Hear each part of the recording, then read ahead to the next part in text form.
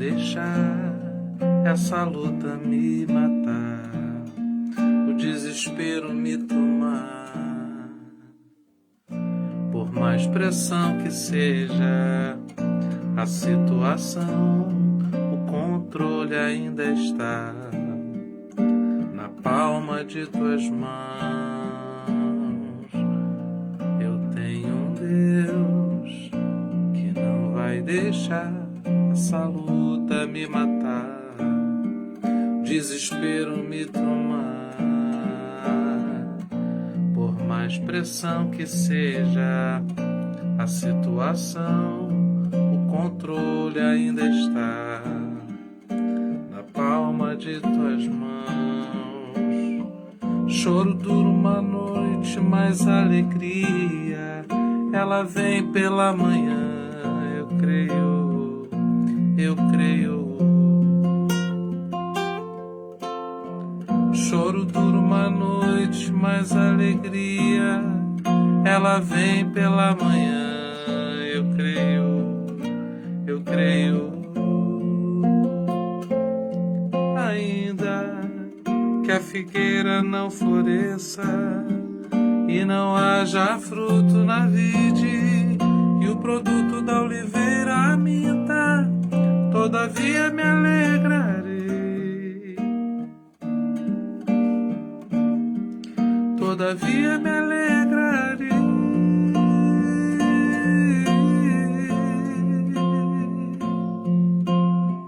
Choro dura uma noite, mas alegria ela vem pela manhã.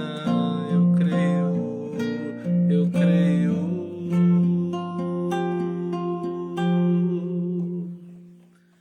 Bom dia, paz do Senhor Jesus, domingo. Hoje são 12 de setembro e eu quero trazer aqui para você uma reflexão em Lucas capítulo 16. Eu vou ler até o verso 9. E dizia também aos seus discípulos: havia certo homem rico, o qual tinha um mordomo, e este foi acusado perante ele de dissipar os seus bens. E ele, chamando-o, disse-lhe: que é isto que ouço de ti? Dá contas da tua mordomia, porque já não poderás ser mais meu mordomo. E o mordomo disse consigo: que farei, pois que o meu senhor me tira a mordomia? Cavar não posso, de mendigar tenho vergonha. Eu sei o que eu hei de fazer, para que, quando for desapossado da mordomia, me recebam em suas casas. E chamando a si cada um dos devedores do seu senhor, disse ao primeiro: quanto deves ao meu senhor? E ele respondeu: 100 medidas de azeite. E disse-lhe: toma a tua obrigação e assenta-te já, escreve 50. Depois disse ao outro: e tu quanto deves? E ele respondeu: 100 alqueires de trigo. E disse-lhe: toma a tua obrigação, escreve 80. E louvou aquele senhor, o injusto mordomo, por haver procedido prudentemente, porque os filhos deste mundo são mais prudentes na sua geração do que os filhos da luz. E eu vos digo: granjeai amigos com as riquezas da injustiça, para que, quando estas vos faltarem, vos recebam eles nos tabernáculos eternos. Palavra do Senhor. Rico é o Senhor. Rico é o Senhor Deus, e nós somos apenas mordomos. Nós somos apenas mordomos daquilo que esse rico Senhor coloca nas nossas mãos. Não tem jeito, se a gente não entende isso, não iremos compreender o Evangelho, a vida. Tudo será muito complicado se a gente não tiver essa consciência. Somos mordomos, servimos com aquilo que temos, com aquilo que somos. Segunda coisa que a gente não pode passar batido da nossa consciência, da nossa vida, é a certeza de que não somos merecedores, nem mesmo de servirmos como mordomos, porque somos infiéis.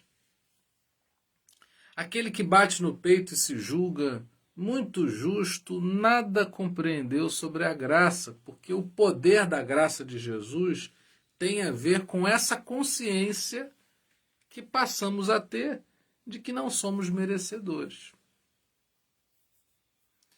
E aí, a beleza dessa história é que esse mordomo, tomado pelo seu senhor como infiel, ele se vincula às pessoas, ele se envolve com aquilo que era um problema para elas diante do seu senhor e ele renegocia a dívida dos outros.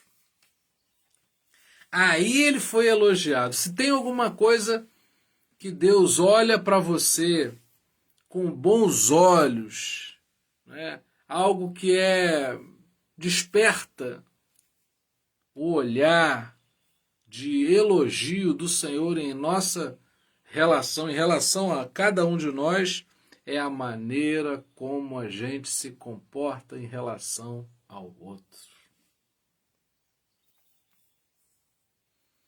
A maneira como a gente se comporta em relação às pessoas tem para Deus mais valor do que esse culto frio que a gente direciona a Deus, mas esquece do outro.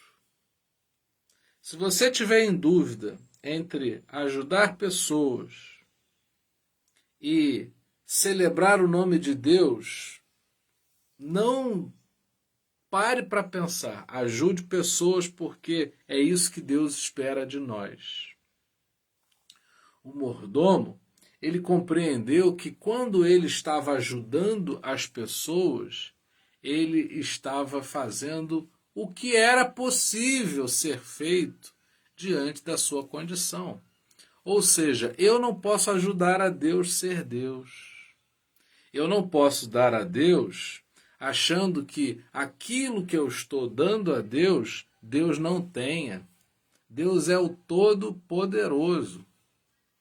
Mas quando eu ajudo meu irmão, aí tudo muda. Quando eu ajudo meu irmão, eu desperto em mim um fluir que me faz parecer mais com Cristo. Eu desperto um fluir que tem a ver com a fonte da qual eu estou, enraizado, plantado, da qual eu sou irrigado, irrigada. Se a gente não entender isso, tudo será uma grande ilusão. A gente tem sempre falado sobre vida religiosa como uma coisa negativa nesse sentido. Porque o Brasil, né? Vamos tomar aqui o nosso país como exemplo. Tem tantas igrejas e ao mesmo tempo tem tantos problemas. Será que as pessoas são despertadas à fé no sentido de ajudarem umas às outras? Ou elas tomam a fé, a religião, como uma maneira de se distinguirem socialmente ou no meio da família? Existem pessoas que abraçam a fé como uma maneira de serem distinguidas e elas se isolam. Esse homem, ele não ficou a chorar pelos cantos. Ele foi em busca do que ele podia fazer. Deus não está cobrando de nenhum de nós aquilo que nós não podemos fazer. Existem muitas pessoas que dizem assim, se eu pudesse. Deus não conta com o se eu pudesse da sua parte. Deus conta com aquilo que você pode fazer. E o que é bonito dessa história é que ela não foi cobrada pelo seu Senhor. Ela foi vivida por alguém que teve a iniciativa despertada pela sua condição. Ou seja, eu me vejo como alguém que não merece. Eu me vejo como alguém privilegiado pela graça de Jesus. E aí, sem que Deus precise me pedir, eu olho à minha volta e me deixo despertar pela necessidade do outro. E eu vou lá. Eu faço aquilo que eu posso. Eu faço aquilo que está ao meu alcance.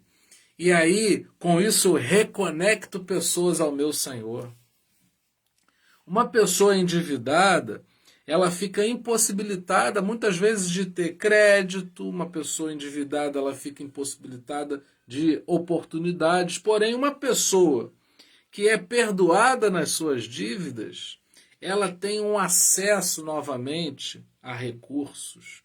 E o pecado fez com que muitas pessoas se tornassem distantes do Senhor. E aí você com o seu amor, você com a sua atitude, você com a tua mão, fortalecida pela unção do Senhor, pode resgatar pessoas de modo que, reconciliadas com Deus, você está se reconciliando com o Pai. Tem muita gente procurando acertar a própria vida para poder, então, tentar ajudar alguém. Veja, é ajudando alguém que a gente se acerta com Deus, porque não há nada que podemos dar ao Senhor por aquilo que Ele já nos deu. Agora, quando eu me envolvo com o meu irmão no sentido de ajudá-lo, de resgatá-lo, e quando eu digo resgatá-lo, eu não estou dizendo, olha, você tem que fazer parte da minha denominação, senão você não vai ser salvo. Não, eu chego para quem está talvez vivendo o inferno e apresento o Senhor Jesus como o céu para aquela pessoa. Será que eu estou dizendo algo tão distante? Porque não é possível que você não conheça ninguém que esteja triste, angustiado, preocupado, agitado, decepcionado, apertado, alguém que esteja talvez iludido, perdido. Se aproxima dessas pessoas. Provavelmente são pessoas que não podem fazer nada em troca. Você tem que ficar também despertado a esse respeito. Nós falávamos sobre isso aqui numa devocional dessa semana que passou. Como é que a gente se comporta diante de pessoas que nada podem retribuir? Ora, talvez sejam essas que mais necessitam da nossa mão. E aí, o que é que você vai fazer? Olha, o Espírito Santo vai te guiar, ele vai te direcionar, ele vai mostrar aquilo que você pode fazer. Talvez vai ser um sorriso. Talvez será um abraço, talvez será uma mensagem, talvez será um telefonema. Talvez será ouvir.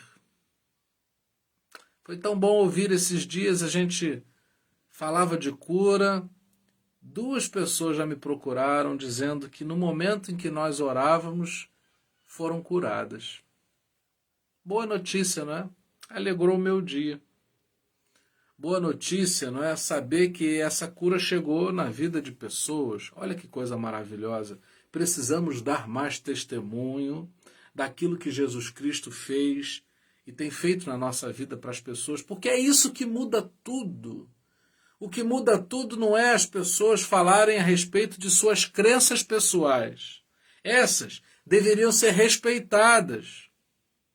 Deveríamos ser respeitados, assim como oferecermos o nosso respeito às crenças de cada pessoa. Porém, o que é bom, a gente conta. A gente precisa dar a boa notícia a respeito daquilo que Jesus Cristo fez na nossa vida. Alguém apoiou você no momento em que você não estava se sentindo apoiado, e isso te reconciliou. Quando você conta a experiência que você teve a partir de uma devocional ou de uma live de libertação, de cura, olha, alguma coisa acontece em mim. Quando eu tenho a possibilidade de transmitir algo que é bom para você, alguma coisa aconteça em você, isso é bom para você. Então, quando a gente passa a partilhar aquilo que Jesus Cristo faz, não restam dúvidas. Deixa eu dizer uma coisa para você para terminar. O evangelho não é para ser debatido. A gente não precisa confrontar pessoas. Tem pessoas que se julgam advogadas de Deus e elas acham que estão confrontando as pessoas com o evangelho. Olha, a única maneira possível de você confrontar, essa palavra não é boa, mas de você vincular pessoas ao evangelho de Deus é quando você mostra o amor de Deus. É 100, escreve 80. Vamos renegociar de modo que você consiga pagar e se veja livre dessa dívida. Ajuda alguém. Aposte em alguém que já não está apostando em si mesmo. Não é? Se atreva a chegar perto de alguém para colocar essa pessoa para cima, porque para colocar para baixo já tem muita gente. E por final, eu gostaria de dizer, pega leve com você, cuidado. Às vezes você cobra muito de você mesmo e deixa de sentir o fluir do amor do Senhor. Cuidado com esse excesso de rigor que faz você sentir tão culpado, você se sente talvez tão culpado que você se vê bloqueado, impedido de prosseguir.